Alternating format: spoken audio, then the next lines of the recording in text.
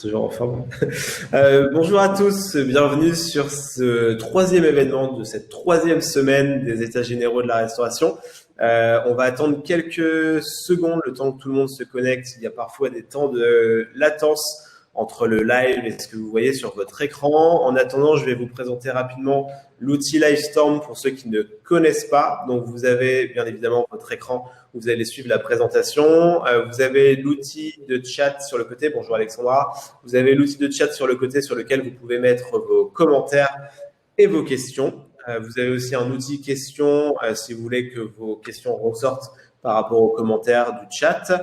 Vous avez un outil sondage, mais qui ne sera pas forcément utilisé aujourd'hui. Bonjour Emma, bonjour Camille, bonjour à tous. Je pense que c'est bon. Est-ce que vous pouvez nous dire s'il y a le son est bon et si la vidéo est bonne également sur le chat? Je pense que c'est bon si vous nous entendez, c'est qu'il n'y a pas de souci. J'en profite pour présenter notre invité aujourd'hui qui est Nicolas Vitré, qui est General Manager de Deliverect, qui nous fait le plaisir d'être avec nous et qui répondra à la problématique suivante: comment optimiser les canaux de livraison de votre restaurant. Merci beaucoup Nicolas d'avoir accepté notre invitation. Je te laisse te présenter. Merci à toi Douglas. Alors pour me présenter, comme tu as dit, Nicolas Vitré, GM de Deliverect, qui est une boîte qui permet de recevoir les commandes de Uber Eats, Deliveroo, Glovo, etc. dans votre système de caisse directement. Et ça fait à peu près un mois que je travaille pour eux. Et voilà, donc c'est une solution qui arrive aujourd'hui dans le marché français et qu'on va pouvoir présenter durant cette présentation. Mais on aura une discussion plus globale sur l'optimisation des canaux de livraison, pour une raison simple, c'est que j'ai aussi de l'expérience dans ce secteur, ayant été le CEO de Restoin avant, qui est une entreprise de livraison type Deliveroo, Uber Eats, mais en B2B. Voilà, et je pourrais vous donner un petit peu comment marche ce genre de boîte et ce qui leur importe pour les restaurateurs. Et puis ensuite, j'ai aussi une dark kitchen. Donc, si vous avez des questions sur le thème dark kitchens, opérations, etc., je serais ravi de vous l'expliquer.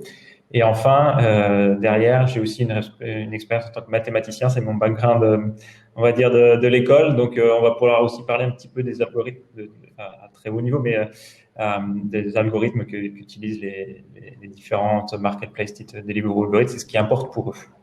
Voilà. Je pense que ça va être passionnant. On va être ensemble pendant une trentaine de minutes. Donc, n'hésitez pas à nous envoyer vos questions sur le chat, sur nos réseaux sociaux, sur toutes les plateformes disponibles. On pourra se faire un plaisir d'y répondre. On a la chance d'avoir un partenaire avec énormément d'expérience et je pense que ça va être passionnant. On va juste rapidement vous faire un contexte sur l'événement aujourd'hui. Donc, ça fait partie des États généraux de la restauration. Il y a 7 semaines avec une trentaine d'événements qui sont organisés par Camille. L'objectif, c'est de vous donner un maximum de réponses sur des problématiques qui sont hyper variées. On a commencé par le Covid, bien évidemment, avec la crise sanitaire. On a continué avec la digitalisation. Aujourd'hui, on fait de la livraison, on a fait de l'acquisition client, de la fidélisation. Il y aura vraiment énormément de problématiques. La semaine prochaine, on en parlera à la fin du webinaire, mais ça va être sur l'éco-responsabilité dans un restaurant. Mais aujourd'hui, comme je vous l'ai dit, donc la problématique, c'est optimisation des canaux de livraison. Pour vous donner un petit rappel sur Social Kitchen, pour ceux qui ne connaissent pas, la mission de Social Kitchen, elle est très simple, c'est de rapprocher les restaurateurs de leurs clients grâce aux réseaux sociaux. C'est une problématique qui a pris beaucoup d'ampleur ces derniers mois, étant donné qu'on est encore en période post-Covid. Donc, comment est-ce qu'on fait pour créer une communauté et atteindre ses clients de manière la plus efficace et la plus facile possible? Donc, concrètement, comment est-ce qu'on fait? Social Kitchen, aujourd'hui, ça génère automatiquement vos publications sur Facebook et sur Instagram avec un ciblage qui va être personnalisé en fonction de votre clientèle. On va travailler sur 3 leviers différents. Le premier levier qui est important pour nous, la production de contenu, avec la production de belles photos et de belles vidéos. On va parler tout à l'heure, par exemple, des menus digitaux. Donc, il va y avoir pas mal de liens qui vont se faire. La gestion des contenus. Encore une fois, aujourd'hui, c'est bien de produire des belles photos et des belles vidéos, mais il faut les publier au bon endroit, sur la bonne plateforme et au bon moment. Donc, ça, c'est notre deuxième levier d'acquisition. Et le troisième, qui est le plus important pour nous, qui est encore une fois l'acquisition de clientèle. L'objectif, c'est pas uniquement de poster des belles photos pour poster des belles photos, mais bien évidemment de générer du chiffre d'affaires. Donc aujourd'hui, on travaille avec plus d'une centaine de partenaires dans toute la France, qui sont soit des petits restaurateurs indépendants entre guillemets, ou des grands groupes qui s'organisent en franchise ou de manière un petit peu plus éclectique et plus éclatée. Mais aujourd'hui, l'objectif, ce n'est pas de parler de nous, mais de parler de Nicolas, de Deliverect et de la livraison, et surtout de l'optimisation de la livraison. Nicolas, je te laisse la parole. Merci beaucoup. Ouais, on va faire en sorte que ce soit aussi sur l'écosystème global, hein, pas seulement Deliverect. On n'est pas là pour vendre exactement, mais plus pour raconter un peu ce qui se passe et comment fonctionne tout cet écosystème. Donc, je commençais par faire un petit résumé sur les forces en présence. Je pense que c'est intéressant de voir qui est présent en delivery et en click and collect. On va commencer par les marketplaces de delivery puisque c'est eux qui représentent énormément des commandes que vous pouvez recevoir en livraison. On a donc Uber Eats, Deliveroo, Glovo. Je me suis permis aussi de rajouter d'autres players qui existent en France, type Dood ou Épicerie, qui sont des entreprises françaises, mais il y en a d'autres aussi. Il y en a bien sûr d'autres. Et toutes ces solutions sont disponibles auprès des restaurateurs. Et comme on le verra, en fait, Deliverect vous permettra d'ouvrir pas mal de canaux sans avoir 150 tablettes à côté de votre système de caisse. Donc voilà 5 solutions. Il y en a d'autres aussi. En termes de marque blanche, et probablement qu'avec le Covid, vous avez réfléchi à soit faire votre click and collect ou avoir votre propre système de livraison. On a aussi pas mal de force en présence et surtout, ça a énormément augmenté dans les dernières semaines. Beaucoup d'acteurs s'y sont mis. Donc, on a par exemple Flipdish, Clickit, Tastycloud, les systèmes de caisse eux-mêmes qui vont avoir leur propre système de marque blanche pour vous permettre de livrer vous-même. Et puis, d'autres acteurs comme Supplé, Wadac. Mais ça, c'est encore une fois, il y en a peut-être encore une dizaine derrière qui existent. Donc, il y a vraiment une pléthore, il y a vraiment une diversité, surtout en France, de ce genre d'acteurs ce n'est pas forcément le cas dans d'autres pays. Et donc on a plein de solutions intéressantes et innovatrices. Donc voilà, je vous conseille d'aller voir ces différentes solutions aussi. Et dans le parti purement click and collect, on a encore d'autres acteurs type Pulp, Pongo, Miap, Skit, Too Good To Go, tous ces gens-là qui vont vous permettre d'avoir des clients qui viennent dans votre magasin. Donc voilà, un spectre peut-être très large en fait, et peut-être plus large que ce qu'on imagine au départ.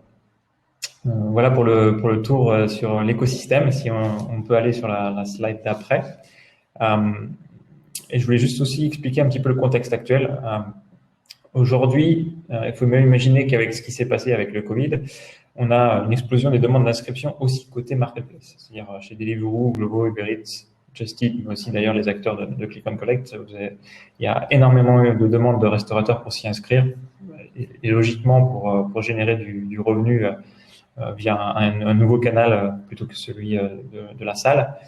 Et donc, on est dans un système où on a énormément de restaurateurs qui demandent à s'inscrire. Donc, ça, c'est un paramètre à prendre en compte. On a aussi les restaurateurs, en plus de cela, qui créent plusieurs marques. Alors ça, c'est un autre système aussi, c'est-à-dire que pour rentabiliser leur cuisine, les restaurateurs aujourd'hui, beaucoup de restaurateurs n'hésitent pas à créer plusieurs marques spécifiquement même de temps en temps pour la livraison, et donc opérer 2 à 3 marques dans leur cuisine de leur restaurant. Donc cela ajoute encore plus au nombre d'acteurs présents sur les plateformes de livraison. On a ensuite un troisième niveau qui est les dark kitchens, donc où là on va voir ce sont carrément des cuisines qui sont totalement spécialisées dans la livraison et qui ne font que ça. Et c'est quelque chose qui boom depuis on va dire 2 ans. Hein. Bon, il y a des précurseurs légèrement avant, mais en tout cas c'est très à la mode depuis 2 ans.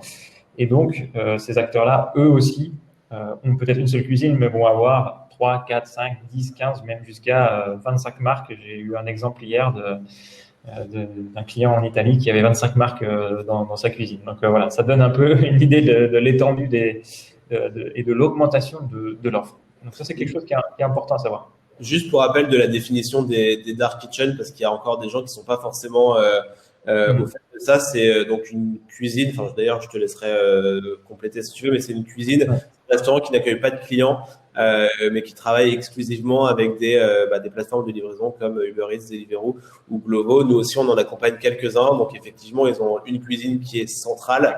Et sur Glovo, Deliveroo et Uber Eats, il va y avoir 6, 7, 8, 10 marques différentes, mais tout sort de la même cuisine. C'est exactement ça. C'est aussi souvent des endroits très différents de ce qu'on est habitué de voir pour les restaurants, parce que les restaurants vont avoir pignon sur rue, et on va voir le nom s'afficher dans la rue, etc. Et là, on va se retrouver sur des petits endroits qui sont souvent, qui passent souvent inaperçus, hein, voire même qui sont de temps en temps en sous-bassement ou ce genre de choses, et qui vont en fait faire énormément de livraisons puisqu'ils sont spécialistes dans ce genre de secteur. Et donc voilà, donc oui, effectivement, ça peut être des endroits qui vont de 50 mètres carrés jusqu'à 300 mètres carrés. Et dans ces 50 à 300 mètres carrés sont créés des box de 15-20 mètres carrés qui vont permettre en fait de cuisiner une certaine spécialité. Ça peut être mexicain, et puis après, juste à côté, vous allez avoir une pizza, et juste à côté, vous allez avoir un burritos, et puis le tacos français, etc. Et vous pouvez retrouver en fait avec une dizaine de marques et de produits différents, avec l'avantage qu'ils peuvent aussi mutualiser les produits. Donc voilà, c'est effectivement ça une dark kitchen, et voilà, ça se développe énormément. Il y a beaucoup d'acteurs qui sont sur le coup. D'ailleurs, par rapport à ça, on en parlera peut-être après, mais j'ai vu que Uber avait fermé ses activités de Dark Kitchen. Est-ce que tu veux dire un mot là-dessus? Est-ce que tu as eu une analyse particulière sur ça? Je ne sais pas encore pourquoi. Je pense qu'effectivement, Uber Eats a besoin de se centrer sur ses activités principales, et créer des dark kitchens, ça a quand même un coût opérationnel. C'est surtout aussi un coût humain, puisqu'il faut gérer les équipes, etc. Il faut trouver les endroits, il faut gérer les permis. C'est quand même pas anodin. Ouais. Et aujourd'hui, Uber est en bourse, hein, donc il faut aussi qu'il ramène des résultats.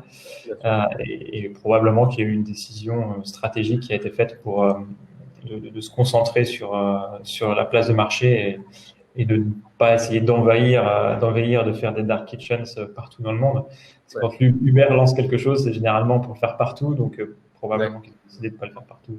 Ouais, tout à fait. Tout à fait.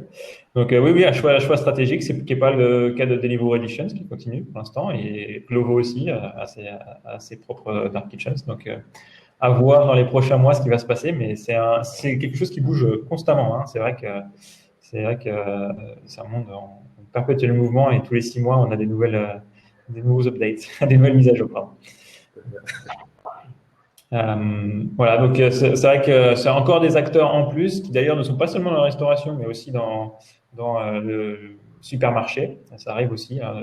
Tous ces espaces sont très utiles pour vendre des produits qu'on peut retrouver dans les supermarchés, qui sont du coup comme un Glovo que Glovo vend en direct, par exemple.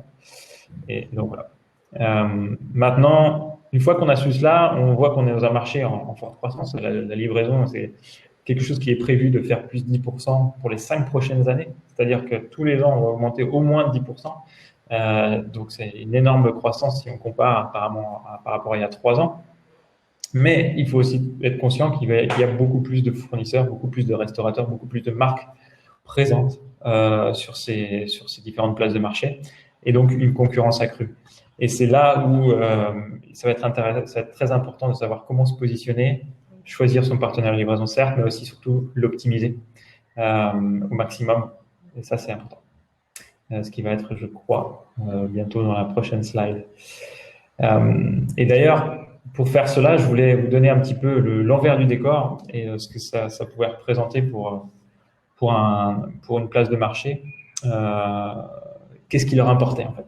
Alors la première chose qu'il faut savoir, c'est qu'un client, comme vous et moi, qui commande son burger à 20 € pour la première fois, en moyenne, ça coûte 25 € de publicité pour l'amener.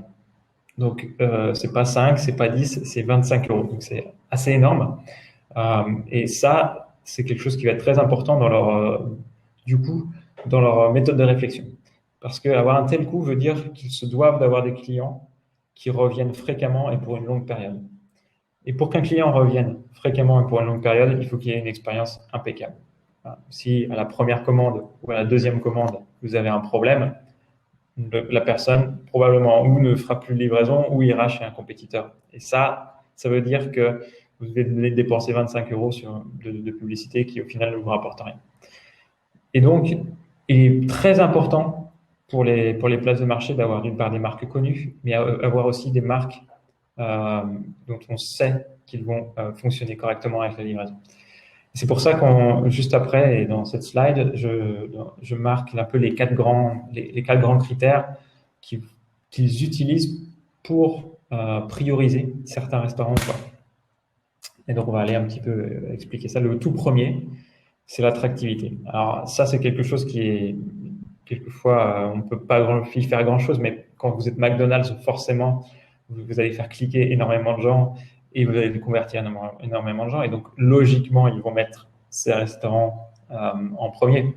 Une fois qu'on a passé un peu les grosses marques, il y a énormément de marques après qui restent, forcément, de restaurateurs qui restent. Et là, pour avoir un meilleur taux de clic et une meilleure conversion, vous allez avoir, on va dire, 3-4 gros critères là-dedans. Le premier, c'est le nom, avoir un nom attractif. Le deuxième, c'est avoir une image de présentation extrêmement bonne parce que, bah, voilà, c'est comme tout site internet, les images sont très importantes et c'est ce qui vous fait cliquer. Donc ça, c'est un peu le deuxième point. Vous allez avoir le troisième point qui va être est-ce que c'est quelque chose qui est cher ou pas. Donc souvent, vous allez avoir une indication sur la place de marché qui vous dit si ce restaurant est cher ou pas. Et le deuxième indicateur qui est souvent montré, c'est la note. Est-ce que c'est quelqu'un qui a eu, c'est souvent sur 5 dans les places de marché, est-ce que c'est quelqu'un qui a eu 4 sur 5, 3 sur 5 ou 4,9 sur 5? Et ça change totalement le nombre de ventes que vous allez faire parce que le taux de clic va totalement changer. Et forcément, la place de marché va prioriser les gens qui sont à 4,8, 4,9 sur 5. Donc, l'attractivité se joue sur le nom et aussi et avant tout sur la qualité dont on va parler juste après dans le troisième point. Une autre chose qui est très importante, c'est la précision. Ce qu'on appelle la précision, c'est la qualité des opérations. La première chose, c'est est-ce que vous annulez des commandes en tant que restaurateur? Et est-ce que vous faites des erreurs sur les plats? Donc, j'ai mis le mauvais plat, j'ai oublié un dessert, etc. Ça, c'est horrible pour les places de marché. Pourquoi? Parce que c'est très dur à gérer, d'une part. Ça veut dire qu'il faut renvoyer un plat. Ça veut dire qu'il faut parler au client qui est mécontent. Il va pas falloir lui donner un discount. Pardon, il va falloir lui donner une réduction de X euros. Donc, en fait, les gens vont perdre énormément d'argent là-dessus. Et donc, l'algorithme, ce qu'ils vont faire, c'est qu'ils vont pousser vers le bas tous les gens qui font des erreurs. Donc, il est extrêmement important d'être impeccable en termes d'opération. Voilà. C'est une première chose essentielle. Et d'ailleurs, dans certaines de ces plateformes, c'est le premier critère.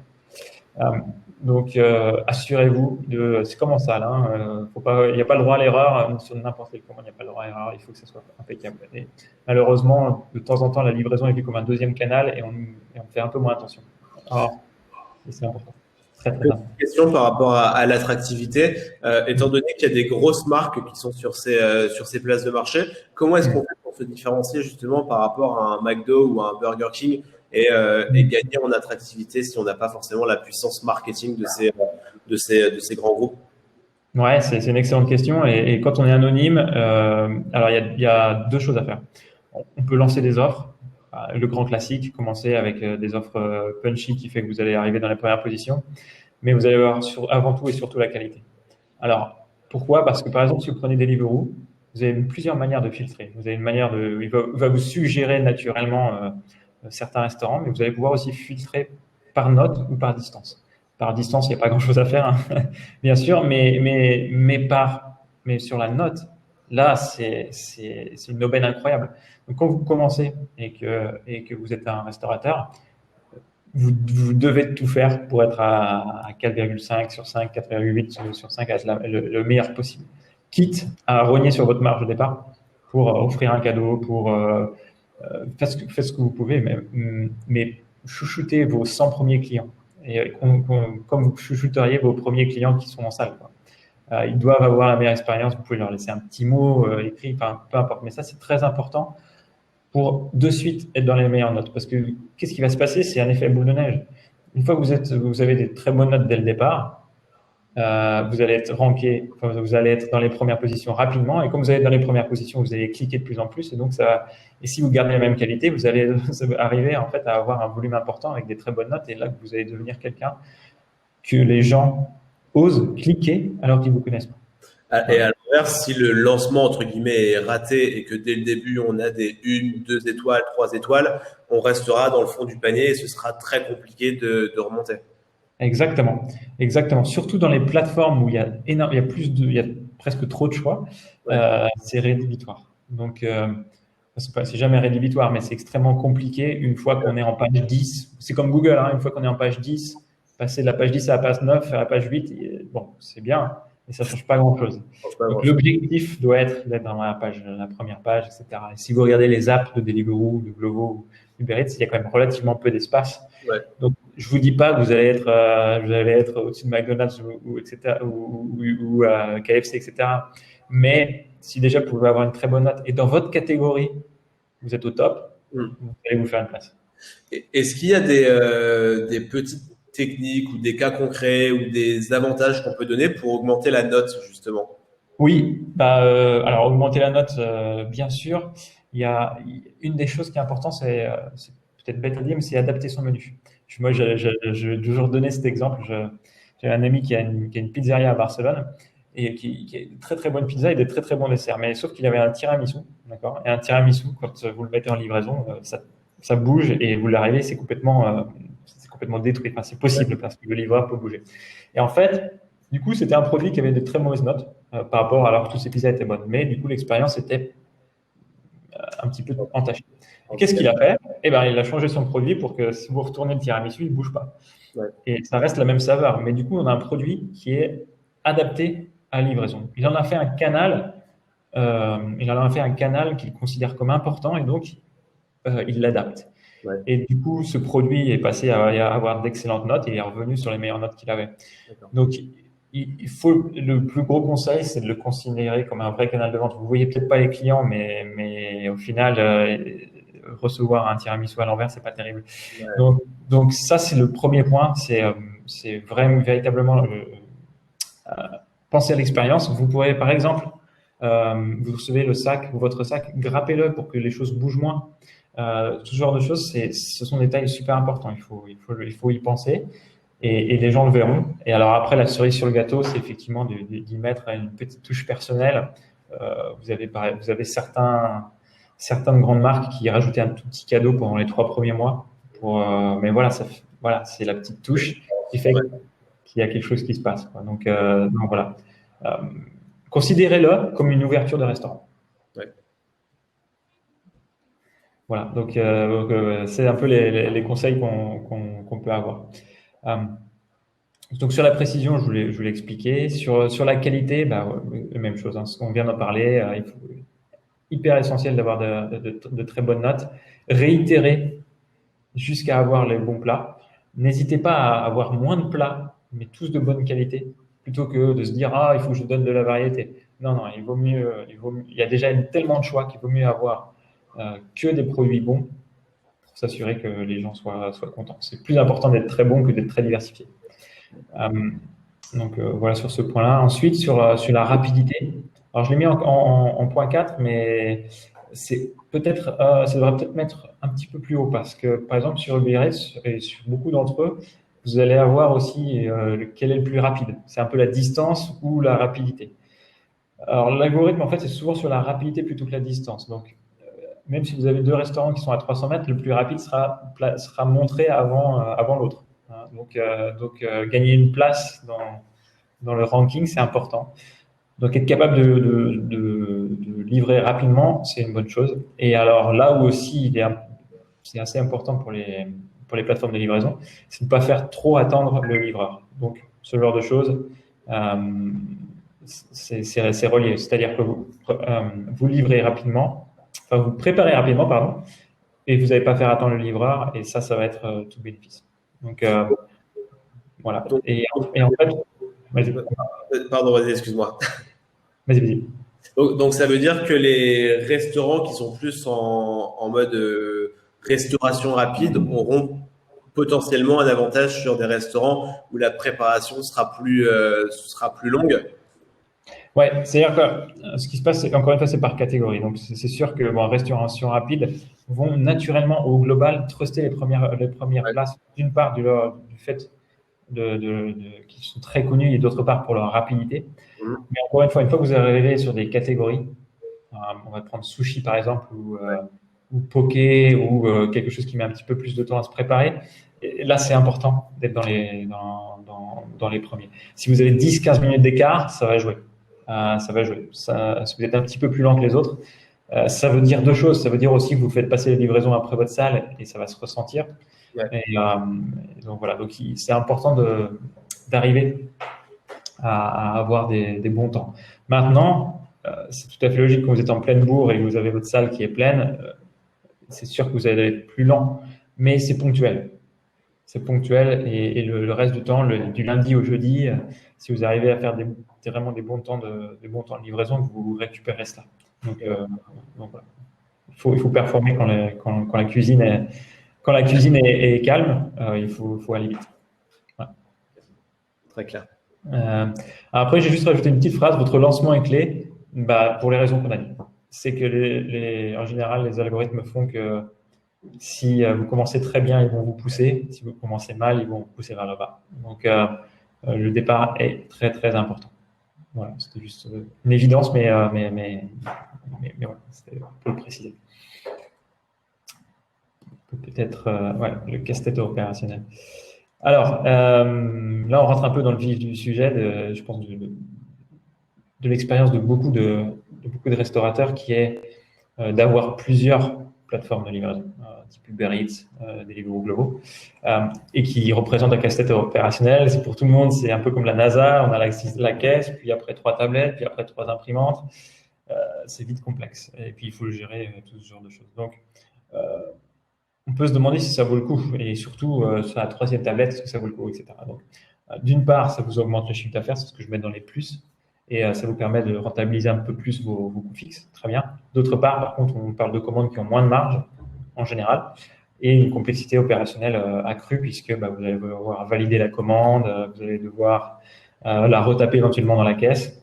Donc, c'est pas forcément simple. Et d'ailleurs, c'est ça dont on parlait en termes de problèmes actuels. Vous allez devoir gérer votre menu et actualiser votre menu sur toutes les plateformes. Donc, si vous en avez 3, vous allez devoir le faire 3 fois. Si vous avez un plat qui n'est plus disponible, vous allez devoir le faire 3 fois, encore une fois, si vous avez par exemple 3 plateformes. Vous allez devoir retaper les commandes en caisse. La comptabilité va être moins simple parce qu'elle ne va pas être centralisée dans la caisse. Et puis le reporting aussi. Vous allez devoir d'un côté avoir le reporting de Glovo, Deliveroo, Uber Eats ou Just Eat. Et puis le reporting de votre caisse. Et donc, c'est un peu compliqué à gérer tout cela parce qu'il faut du coup tout réconcilier. Aujourd'hui, la chance qu'on a, c'est que c'est un canal de vente et tout ce monde de la livraison qui est en train de se professionnaliser assez fortement. Et ces problèmes-là sont connus et tous les restaurateurs l'expliquent assez souvent. Et donc, on est en train de le résoudre. Alors, c'est là où on arrive un peu à Deliverect et comment ça permet de résoudre ces problèmes-là et de faire en fait de la livraison une commande comme les autres ou comme une commande en salle et pour que ce soit plus simple pour tout le monde. Donc, c'est un peu ce qu'on va voir dans la prochaine slide qui arrive. Hop là. Et qui naturellement explique cela. Donc voilà, moi aujourd'hui je suis GM de Deliverect et Deliverect, ce que ça permet, c'est de recevoir et de gérer vos commandes de livraison de marque blanche ou même de click and collect. Tous les acteurs dont on a vu au départ de l'écosystème, la plupart s'intègrent aujourd'hui avec Deliverect. Donc encore une fois, Uber Eats, Deliveroo, Glovo, Just Eat, Clickit, Flipdish et tant d'autres. Et ça, tous ces commandes-là, on fait en sorte, nous, que vous les receviez dans la caisse directement. Et ça, c'est très important et ça change la vie, je pense, pour beaucoup de restaurateurs. Donc ça, c'est notre métier. Ce que nous, on fait, c'est mettre en relation tous ces fournisseurs de commandes et avec votre système de caisse pour que tout ça vous bénéficie et vous rende les opérations plus simples. Pour vous donner une idée, aujourd'hui, en France, il y a entre 30 et 40 systèmes de caisse. Nous, on est intégré à 15, donc il y a une bonne chance que votre système de caisse soit intégré et que vous puissiez bénéficier de cette facilité-là. Et même si ce n'était pas le cas, on permet aussi une tablette unique. Et cette tablette, en fait, va permettre, au lieu d'en avoir 3, d'en avoir une seule. Donc, quand il y a une rupture d'un produit, de le signaler une fois plutôt que 3 fois. Et, bref, tout ce qui doit être fait 3 fois, si vous avez 3 opérateurs, vous n'avez plus qu'à le faire une fois. Donc, même dans ces cas-là, vous pourrez aussi en bénéficier. Ça permet aussi pour ceux qui ont décidé de faire de nouvelles marques, de gérer plusieurs marques. Il n'y a aucun problème à avoir 2 ou 3 marques dans le même restaurant et du coup de le gérer tout à travers une seule tablette ou à travers votre caisse enregistreuse.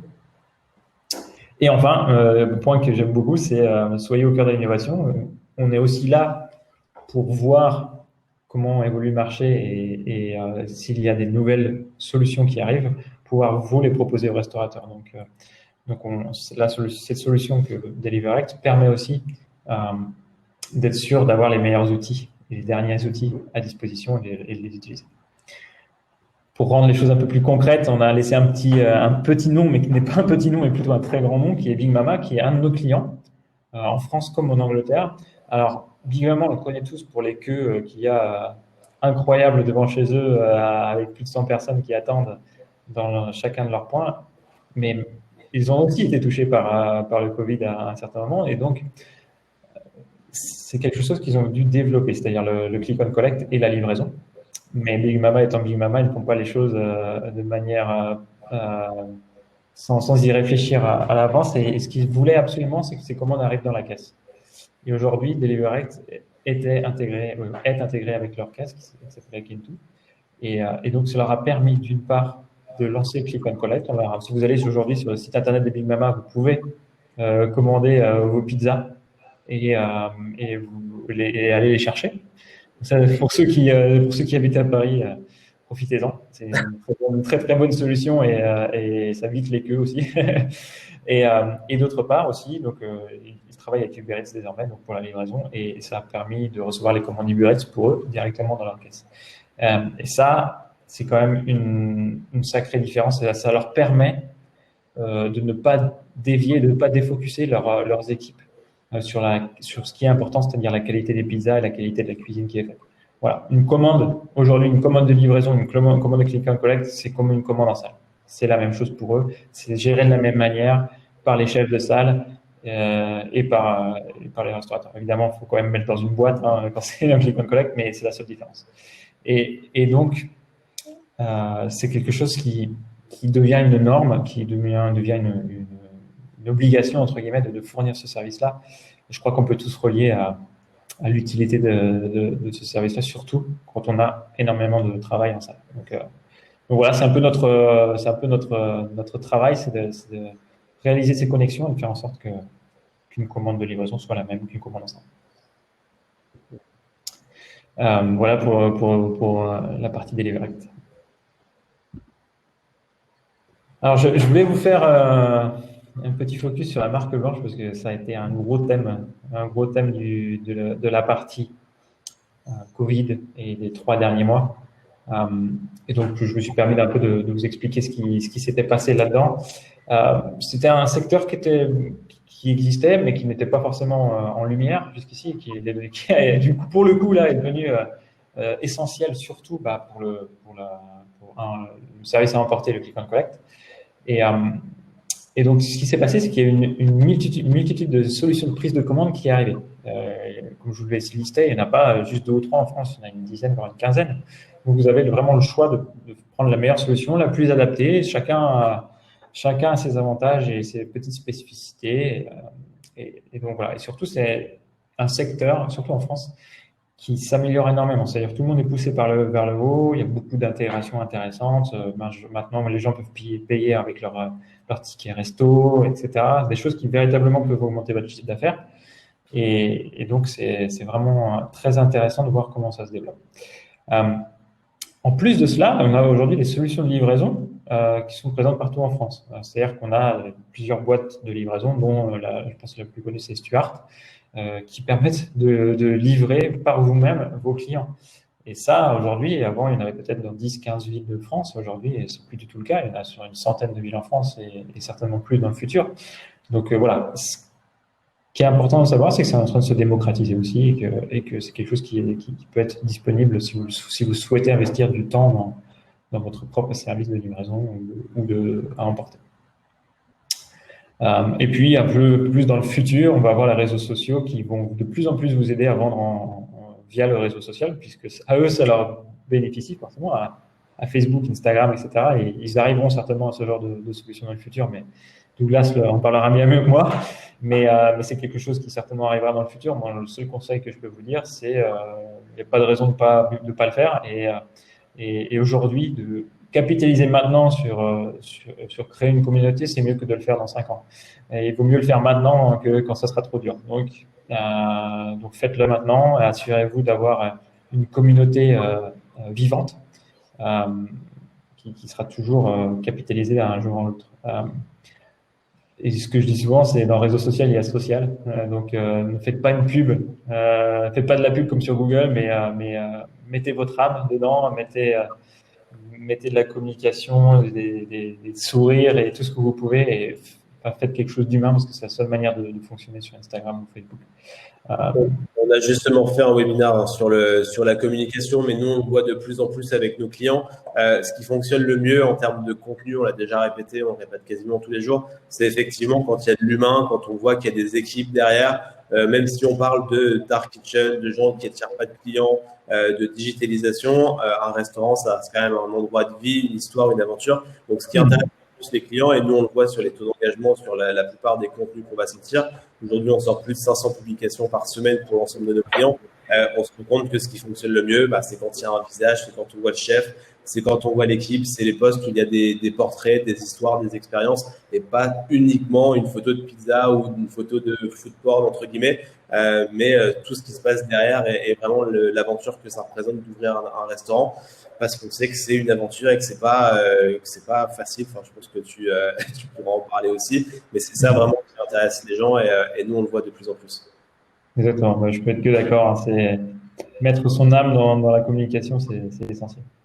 Et une petite chose qui peut être aussi intéressante, c'est que d'avoir votre propre canal, ça va vous permettre, pour ceux qui sont près des bureaux ou même d'hôtels, etc., de vendre en direct à des gens qui sont autour de vous, vos voisins. On les oublie de temps en temps, mais certes, vous pouvez les livrer à 2 km, mais vous pouvez aussi en parler aux gens qui sont juste à côté et qui viendront directement avec vous. Voilà.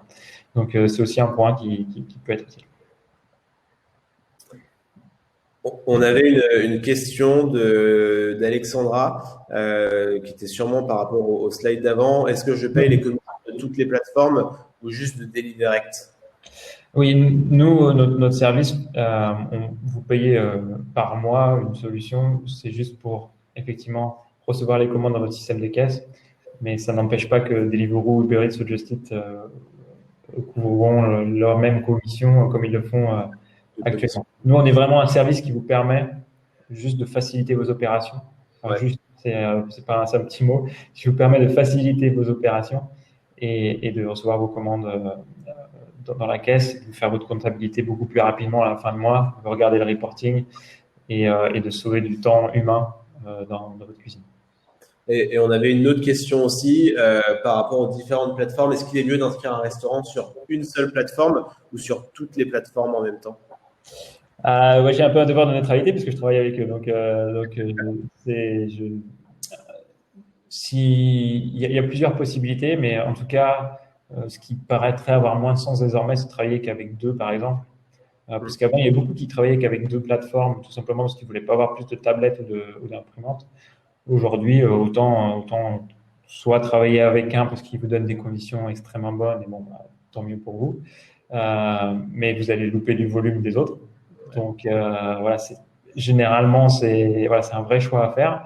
Soit vous faites ce choix-là de travailler avec cette personne, soit autant travailler avec tout le monde. C'est en tout cas ce qui me semble clair. Et vous allez voir que en fait, si vous performez bien, peut-être que sur une plateforme vous allez être boosté encore plus que sur une autre, et ça va devenir un canal important.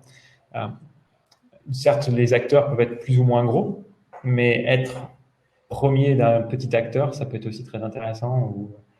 Donc voilà. Donc, c'est vraiment une question de choix, mais aujourd'hui, en tout cas, sur la qualité, il n'y a plus de raison opérationnelle, par exemple, d'en prendre plus qu'un. Ça peut être une des raisons purement économiques. Ça, c'est à vous de voir. Il faut calculer business model et voir ce qui vous rapporte le plus. Ok, très clair. Très clair, n'hésitez pas à mettre dans le chat si vous avez d'autres questions. De toute façon, à la fin, il y aura une session de questions-réponses.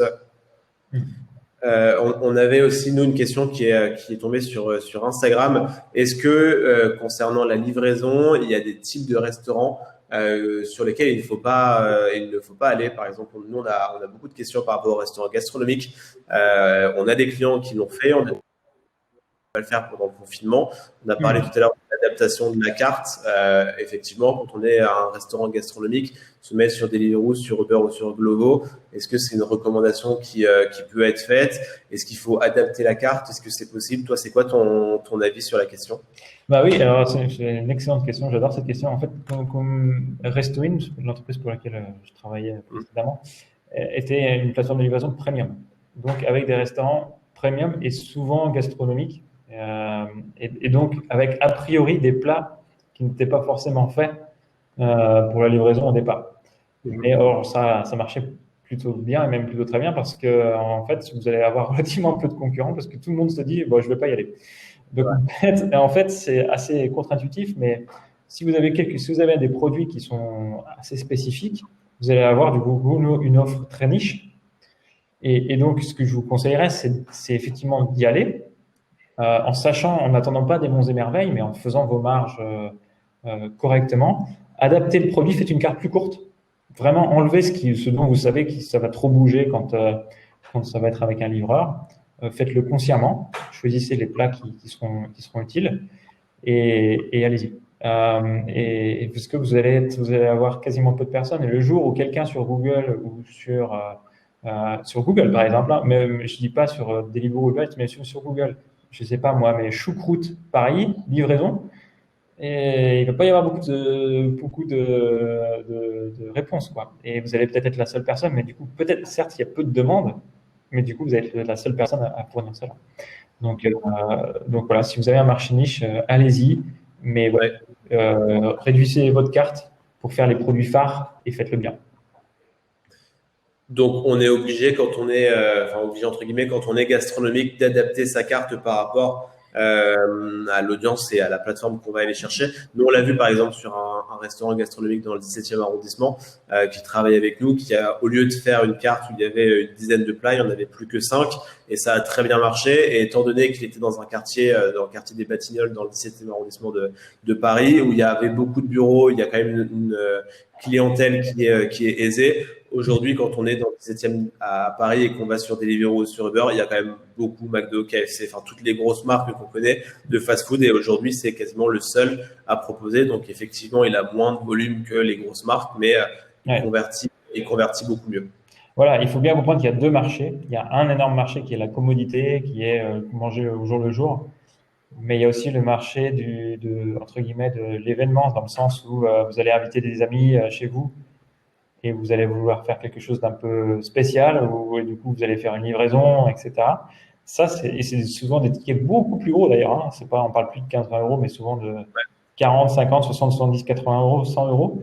Donc vous n'allez pas faire beaucoup de commandes, mais vous allez faire de belles commandes. Voilà. Et donc c'est un plus intéressant, facile à gérer et sur lequel il faut s'adapter. On a une dernière question avant de se quitter. Ça fait déjà une quarantaine de minutes qu'on est ensemble. Moi, j'aimerais revenir sur ton expérience de mathématicien ou statisticien. Statisticien, exactement, c'est ça. Statisticien. Aujourd'hui, en fait, on se rend compte que le métier de restaurateur est quand même beaucoup plus compliqué qu'il y a 10 ans. Avec effectivement la livraison, la digitalisation, enfin tous les outils qui sont en train d'être en place. Et moi, j'ai le sentiment que justement, ça demande des compétences qui sont de plus en plus particulières. On a parlé d'algorithmes tout à l'heure. Toi, c'est quoi ton sentiment par rapport à ça? Comment est-ce qu'il faut faire pour bien s'entourer? Comment est-ce qu'il faut faire pour comprendre toutes ces problématiques qu'il peut y avoir? Parce que tu as aussi un restaurant en parallèle de ton activité. Comment est-ce que tu vois l'évolution du métier de restaurateur, toi? Alors, je vais aller un peu à contre-courant là-dessus. L'âme que tu mettras dans tes plats et la qualité que tu mettras dans tes plats gagnera toujours. Ça, c'est sûr et certain. Si vous faites de la bonne bouffe, vous y arriverez toujours. Donc, maintenant, une fois que sachant cela, savoir piloter au bon prix, savoir et surtout comprendre comment peut marcher les plateformes de livraison, c'est vraiment c'est un vrai avantage parce que en comprenant comment ils peuvent réfléchir, toi, en tant que restaurateur, tu vas essayer d'utiliser ces paramètres, d'être les meilleurs sur ces paramètres-là, les 4 paramètres dont je vous ai parlé, qui sont des évidences, certes, Mais quand tu le sais et que tu le sais consciemment, du coup, l'importance que ça a est accrue. Et on arrive au fait que, comme ce sont des algorithmes, ces algorithmes, ils fonctionnent comme des personnes, en fait. Et du coup, si vous satisfaisez les algorithmes, vous allez réussir à remonter dans les rangs. Donc, en fait, c'est très intuitif. Tout ce qu'ils utilisent, tout ce que les plateformes utilisent, c'est très intuitif, c'est très logique. Il faut juste pas faire d'erreur et que ce soit bon et que ça aille vite. Mais ça reste quand même quelque chose qu'il faut comprendre parce que bah voilà, il y a quelques paramètres qui sont peut-être moins évidents. Les photos, enfin, je sais qu'en tout cas, dont on parle avec les restaurateurs de temps en temps, les photos, c'est pas très grave, etc. Mon plat, il est bon, etc. Non, la réalité, c'est que vous avez une personne assise dans votre restaurant, sur une table, et il y a 15 restaurants autour de lui. Ouais. Et donc, c'est plus du tout la même chose. Il n'est pas rentré chez vous, et puis peu importe si la pizza a une photo ou pas. Là, vous êtes en compétition complète. Donc, il est super important de faire des photos, de qualité. Et ça se comprend à travers les paramètres importants, type les taux de clics, etc. Donc, à partir du moment où on se dit, je veux que les gens cliquent sur mon restaurant, boum, ça change la manière dont on réfléchit. Et du coup, on essaie d'optimiser et du coup, ça paye plus. Donc voilà, c'est de l'optimisation. Je ne crois pas que les statistiques vous permettent de faire d'un restaurant moyen un restaurant excellent. Ils vous permettent d'optimiser. Ok. C'est une excellente conclusion. J'aime bien qu'il reste positive et qu'il se concentre sur le cœur de métier du restaurateur qui est effectivement la cuisine. Merci beaucoup, Nicolas, pour ton intervention. C'était super intéressant. Moi, j'ai appris plein de trucs. On se voit pour les personnes qui participent et les personnes qui ont posé des questions, qui ont interagi avec nous la semaine prochaine sur une thématique qui sera, donc, comme je vous l'ai dit en début de webinaire, l'environnement et la durabilité, qui est aussi un sujet qui est passionnant, avec des intervenants de qualité. Donc mercredi, on se retrouve avec la problématique suivante, comment limiter le gaspillage alimentaire avec Too Good To Go, qui nous fera le plaisir d'être avec nous. Jeudi, comment rendre votre restaurant plus éco-responsable avec Ecotable, qui a un label donc d'éco-responsabilité en France. Et vendredi, comment adapter votre carte aux nouvelles habitudes de consommation avec Vego Resto et quelques restaurateurs aussi qui participeront à ces webinaires-là, qui nous donneront des retours d'expérience. Donc ça va être super intéressant. Encore une fois, merci beaucoup Nicolas d'avoir participé à cet événement avec Social Kitchen. Comme je l'ai dit au début ou pas d'ailleurs, vous allez recevoir le replay par mail pour toutes les personnes qui ont participé. Il sera aussi sur le blog de Social Kitchen et sur la chaîne YouTube de Social Kitchen. Donc, si vous n'avez pas eu le temps de le regarder, vous avez la possibilité de le voir. Si vous avez besoin d'informations complémentaires, il y a Camille qui est en train de mettre le lien dans le chat, donc deliverect.com/fr-du6fr, donc pour les personnes en France. Et si vous avez d'autres questions, n'hésitez pas soit à nous contacter directement sur nos réseaux sociaux, sur notre site internet, ou alors directement sur le site de Deliverect pour toutes les informations complémentaires. Merci beaucoup Nicolas, à très bientôt. À toi Douglas, merci pour l'invitation, c'était super sympa et puis à bientôt. À la prochaine, salut, merci beaucoup, merci à tous, merci à tous les participants, à bientôt. Au revoir.